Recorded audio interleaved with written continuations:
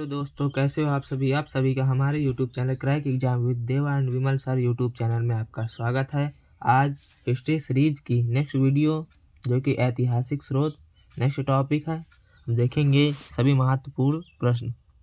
इस टॉपिक में जो भी महत्वपूर्ण प्रश्न मैक्सिमम से मैक्सिमम जो बन सकते हैं, आज हम उन्हें देखेंगे। देखते हैं पहला क्वेश्चन। आज का पहला क्वेश्चन है, बीते हुए युगों की घटनाओं के संबंध में जानकारी देने वाले स्रोतों को कहा जाता है। ऑप्शन ए ऐतिहासिक स्रोत, ऑप्शन बी भौगोलिक स्रोत, ऑप्शन सी सामाजिक स्रोत, ऑप्शन डी राजनैतिक स्रोत। तो बीते हुए युगों की घटनाओं के संबंध में जानकारी देने वाले स्रोतों को ऐतिहासिक स्रोत, मतलब पिछले के जो विगत में हो चुके हैं उन्हें बीते हुए युगों की घटनाओं के संबंध में जानकारी देने वाले स्रोतों को ऐतिहासिक स्रोत कहा जाता है। ऑप्शन नंबर ए सही जवाब है। देखते हैं क्वेश्चन नंबर 2 हमारा है, किस वेद में प्राचीन वैदिक युग की संस्कृति के बारे में सूचना दी गई है? किस वेद में दी गई है? तो यह ऋग्वेद में दी गई। ऑप्शन नंबर ए सही जवाब है, जो कि एसएससी 1999 में पूछा गया है। देखते हैं क्वेश्चन नंबर 3, कल्हड़ की पुस्तक का नाम क्या है? ऑप्शन ए अर्थशास्त्र, option B Indica, option C Purana, option D Rajatarangini. Kalhana की पुस्तक का नाम है option number D Rajatarangini. D सही जवाब है, राजतरंगिणी कल्हड़ की पुस्तक का नाम है। देखते हैं क्वेश्चन नंबर 4, अष्टाध्यायी किसके द्वारा लिखी गई है? अष्टाध्यायी, तो ये अष्टाध्यायी पाणिनि के द्वारा लिखी गई है। पाणिनि, ऑप्शन नंबर बी सही जवाब है। तो अष्टाध्यायी रचना पाणिनि के द्वारा लिखी गई, लेखक पाणिनि जी हैं। देखते हैं क्वेश्चन नंबर 5, प्रयाग प्रशस्ति अभिलेख का लेखक हरिसेन किस शासक का दरबारी कवि था? तो प्रयाग प्रशस्ति अभिलेख जो कि हरिसेन द्वारा लिखा गया तथा यह किसका दरबारी था? तो यह समुद्रगुप्त का दरबारी था। ऑप्शन नंबर ए सही जवाब है। प्रयाग प्रशस्ति हरिसेन के द्वारा लिखी गई और हरिसेन समुद्रगुप्त का दरबारी था। देखते हैं क्वेश्चन नंबर 6 हमारा है, सती प्रथा का पहला पुरातात्विक उल्लेख कहाँ मिलता है? सती प्रथा का पहला पुरातात्विक उल्लेख, तो यह आयरन अभिलेख से मिलता है। आयरन अभिलेख, ऑप्शन नंबर सी सही जवाब है। देखते हैं क्वेश्चन नंबर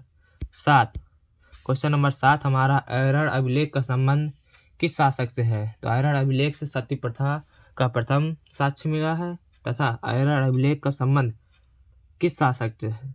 तो यह है भानुगुप्त। ऑप्शन नंबर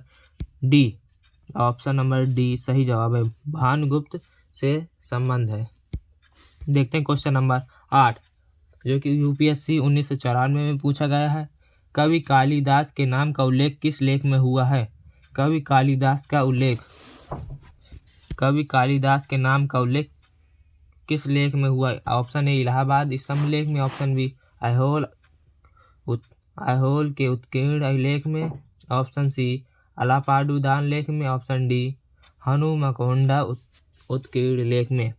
कवि कालिदास के नाम का उल्लेख किस लेख में हुआ है? तो ये ऑप्शन नंबर सही जवाब है हमारा 8 का बी, ऐहोल के उत्कीर्ण लेख में कवि कालिदास के नाम का उल्लेख हुआ है।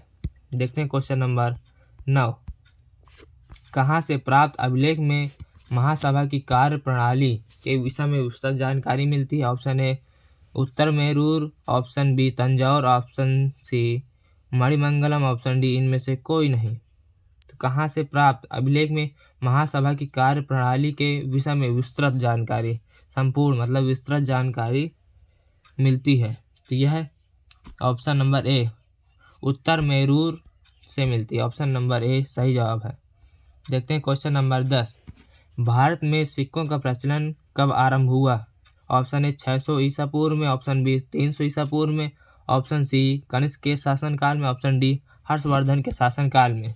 भारत में सिक्कों का प्रचलन कब प्रारंभ हुआ? तो यह 600 ईसा पूर्व, ऑप्शन नंबर ए सही जवाब है, 600 ईसा पूर्व में। देखते हैं क्वेश्चन नंबर 11, भारत में प्राचीनतम मुद्रा माना जाता है? ऑप्शन ए आहत सिक्के, ऑप्शन बी इंडो बैक्ट्रियन सिक्के, ऑप्शन सी सीथियन सिक्के, ऑप्शन डी पार्थियन सिक्के।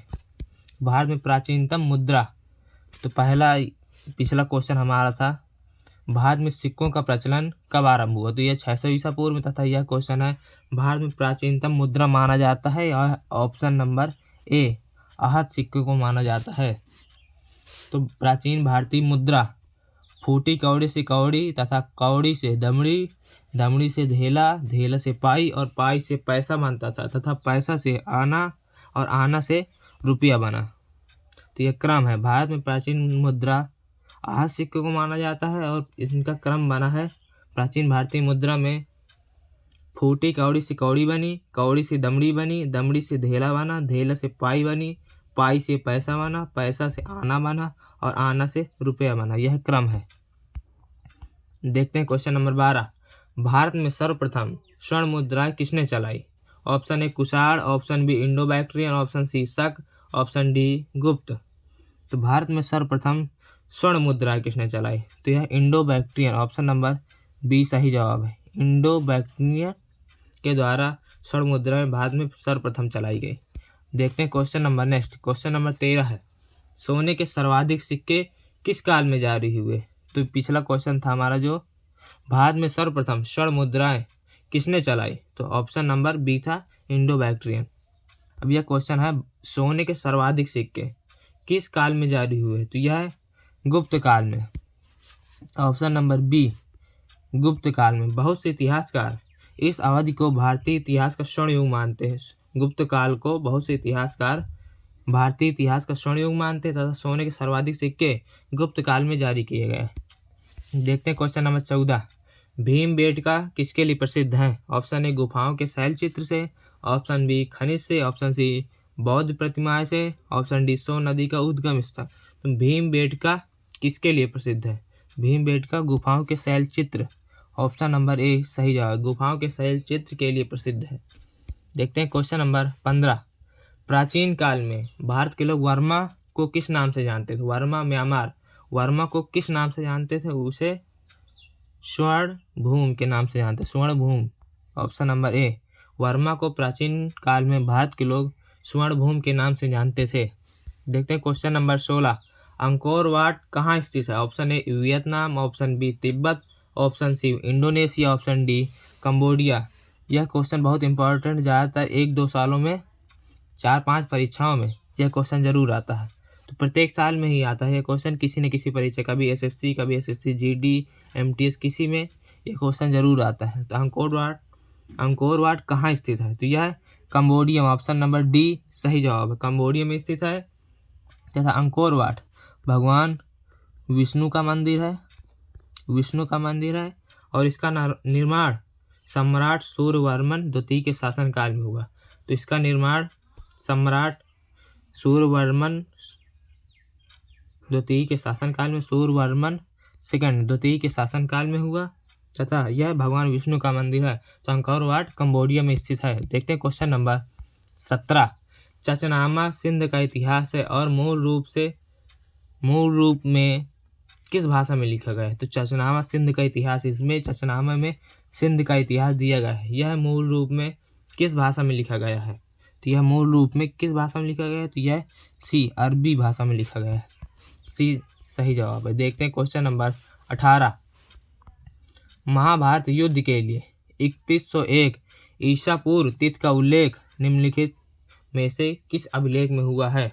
तो महाभारत युद्ध के लिए 3101 ईसा पूर्व तिथि का उल्लेख किस अभिलेख में हुआ है? तो यह पुलकेशिन द्वितीय का ऐहोल अभिलेख, पुलकेशिन द्वितीय का ऐहोल अभिलेख, ऑप्शन नंबर ए सही जवाब है। देखते हैं question number next. Question number 19। Bharatvarsh के लिए इंडिया शब्द का प्रयोग सर्वप्रथम किसने किया था? Option A Herodotus, option B Megasthenes, option C Strabo, option D Arrian. तो भारतवर्ष के लिए इंडिया शब्द का प्रयोग सर्वप्रथम किसने किया? तो सही जवाब होगा ऑप्शन नंबर ए, हेरोडोटस ने इंडिया शब्द का प्रयोग सर्वप्रथम किया तथा ये नाम इंडस नदी, जिसे सिंधु नदी कहते हैं, के नाम पर पड़ा था इंडिया शब्द। देखते हैं क्वेश्चन नंबर 20 जो कि आज का अंतिम क्वेश्चन है। निम्नलिखित में से प्राचीन भारत की कौन सी लिपि दाहिने से बाएं लिखी जाती है? दाहिने से बाएं दाहिने से बाएं, इस तरफ से इस तरफ, और बाएं से दाएं जो हमारी लिपि है देवनागरी लिपि, जो बाएं से दाहिने की ओर लिखी जाती है, तथा कौन सी लिपि दाहिने से बाएं की ओर लिखी जाती है, तो यह खरोष्टी लिपि। ऑप्शन नंबर सी सही जवाब है, जो कि दाएं से बाएं की ओर लिखी जाती है, इधर से दाएं से बाएं की ओर। तो दोस्तों, आपको यह वीडियो कैसी लगी? यदि अच्छी लगी हो तो अपने दोस्तों को अधिक से अधिक शेयर करें। कल से हम हिंदी सीरीज टॉपिक वाइज और ट्रिकी जीएस सीरीज भी स्टार्ट करेंगे। Thank you. Please like, comment, share and subscribe. Thank you for watching this video. Jai Hind, take care, bye bye.